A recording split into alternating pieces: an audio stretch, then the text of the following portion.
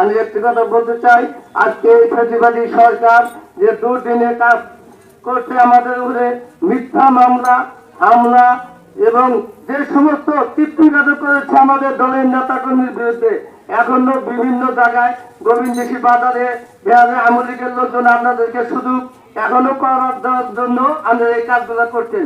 বিগত দিনে যে কাজ করেছেন বিভিন্ন চাষতলে বিভিন্ন জায়গায় যদি কোনো ধরনের কথা বলেন, গোবিন্দদেশী বাজার এই শ্রমিক দলের পক্ষ থেকে এবং আমি গোবিন্দদেশী ইউনিয়ন বিএনপির পক্ষ থেকে আপনাদের শাস্তি দেওয়ার ব্যবস্থা করবো।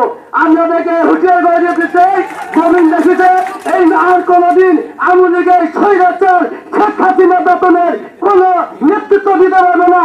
এই দেশ থেকে আপনাদের শেখ হাসিনা একটা বলে পালায় গেছে, আপনাদের সেটা মনে থাকা উচিত। এই সরকার কিন্তু আর বারবার আসতে পারবে না, এই চিন্তা চেতনা থেকে ভুলে থাকতে হবে। আপনাদেরকে এখনো বলা যায় যে আপনারা এখনো রাস্তায় ঘুরতেছেন, আমরা সুযোগ করে দিচ্ছি, কিন্তু এই সুযোগ বিগত দিনে আর পাবেন না। আপনাদের মনে করা উচিত আপনারা কোন জায়গায় দাঁড়িয়েছেন।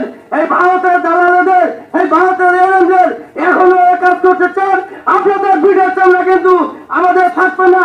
কারণ আমাদের ইতিমধ্যে জানেন আমাদের নিরবাল একজন মানুষের নেতা যিনি রাজপথে সংগ্রাম করেছে, জনগণের জন্য কাজ করেছে, রাজপথের সঙ্গীত জীবন সঙ্গীত, যে সারা বাংলাদেশে আনন্দ সৃষ্টি, সারা বাংলাদেশে কেন্দ্রীয় কমিটির ভাইস চেয়ারম্যান সেই আব্দুল সালাম মিন্টু আর বারবার এমপি বারবার মন্ত্রী, উনি থাকার কারণে ওনাকে যে মিথ্যা মামলা দিয়ে সাজা দিয়েছেন আমাদের নেতা কর্মীদের